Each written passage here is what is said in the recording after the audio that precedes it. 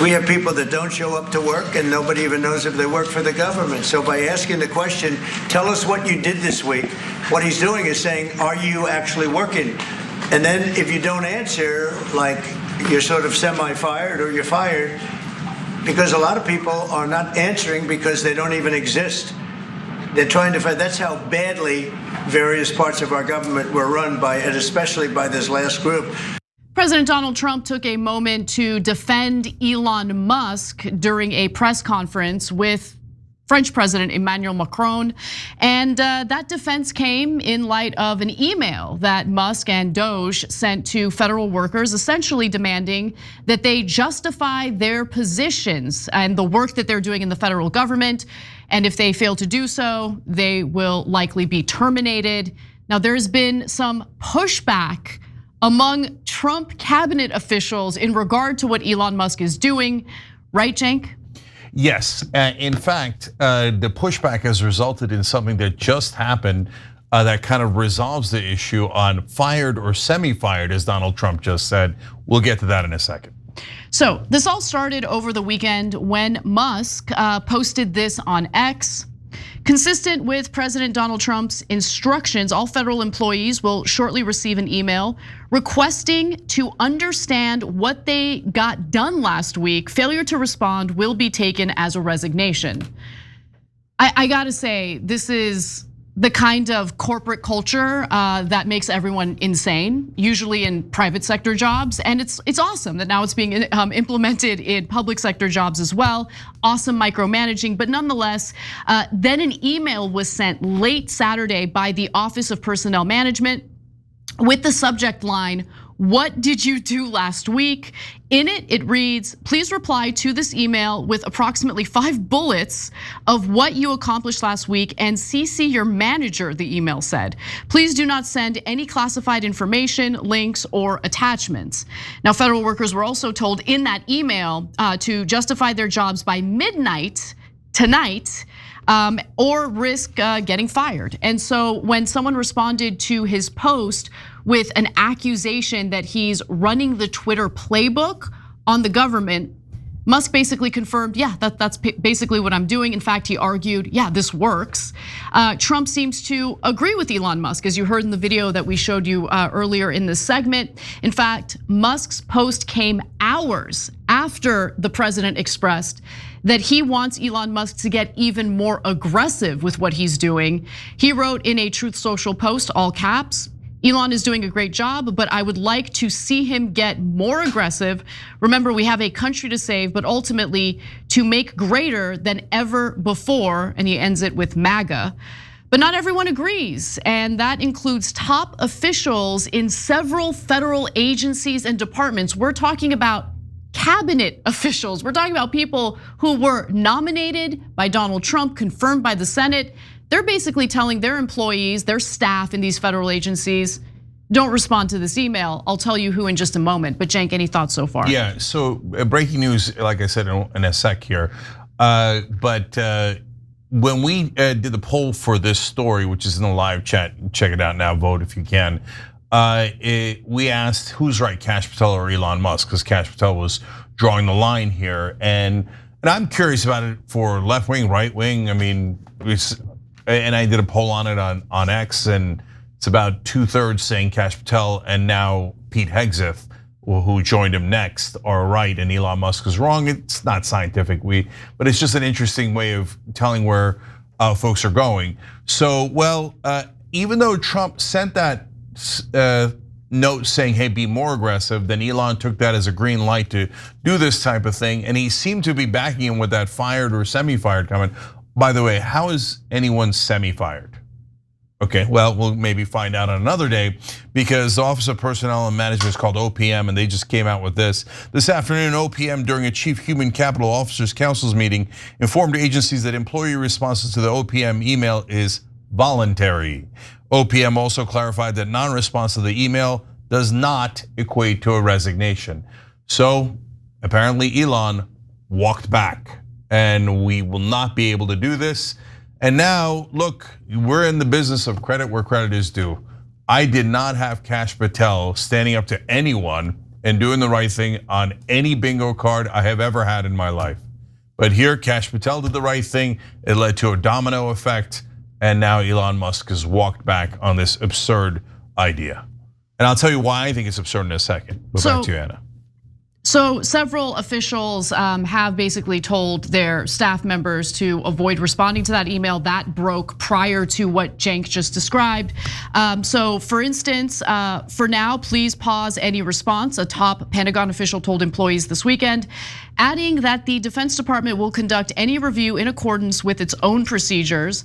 Others who sent out similar messages, yes, include FBI Director Kash Patel, who wrote that FBI personnel may have received an email from OPM requesting information. The FBI, through the office of the director, is in charge of all of our review processes and will conduct reviews in accordance with FBI procedures. When and if further information is required, we will coordinate the responses. For now, please pause any responses. Other agencies telling their employees to essentially hold off on responding to Elon Musk's email included DNI Director Tulsi Gabbard, the State Department, National Security Agency, the Defense Information Systems Agency, the National Science Foundation, which is a division of the Air Force, the Director's Office of the Administrative Office of US Courts, which manages the federal judiciary staff, NASA, and the CDC.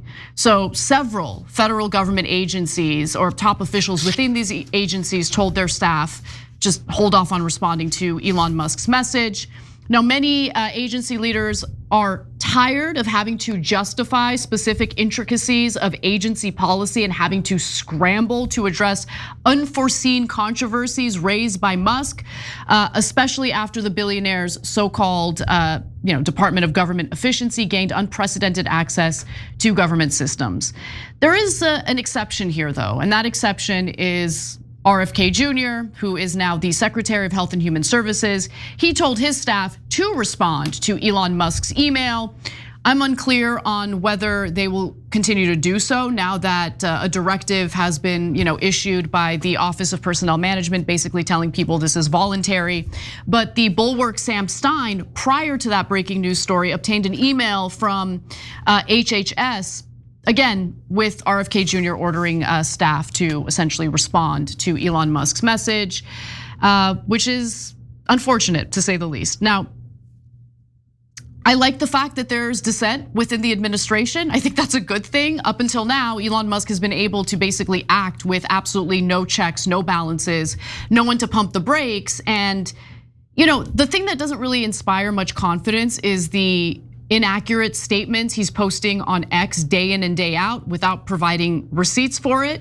And the fact that important employees, federal workers, had been fired and then had to be rehired, or their firing had been rescinded because it turns out, they have important roles like protecting our nuclear arsenal or working on the bird flu, which is of course wiping out birds and lowering our supply of eggs and things like that. And it's now also transferring over as an illness for humans. So there needs to be a better method moving forward in deciding or determining, where the waste actually is, because again, treating the federal government as if it's Twitter is not really the right way to go about it. Yeah, so couldn't agree more. When he did this to Twitter, if you remember, there was a whole bunch of glitches. The site would go down for a while. You couldn't get response to this or that. And a lot of those glitches continue. And by the way, the thing that people don't talk much about is that when he did that, all sorts of terrible content got onto Twitter, including terrorist propaganda, child porn, etc. They're like, less guardrails, so what? Okay, now that's your company. You want to do that, you want to devalue your company, that's your problem, not my problem, right? That's a private company. But when you do it in the government and people are worried about losing their social security checks, etc., that is not going to play well. The government is not the same as your private company. So in fact, real quick, a couple of viewers here. Kelly K said, if Crazy Kash Patel is telling his employees not to follow this, it's gone too far.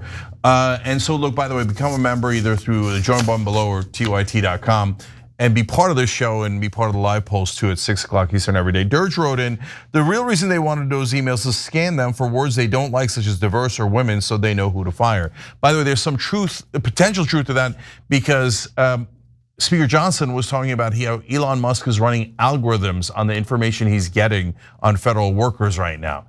Algorithms to do what? And probably to find words like diversity so they can fire anyone that's involved in it. It's insanity. So, and that's leading to these results. Good graphic 8, 58% of respondents are worried that programs like students, financial aid, and social security payments could face delays. So a lot of MAGA thinks that they're the entire country just because they won the election. No, that's 58% of the country saying, tap the brakes, we're super worried.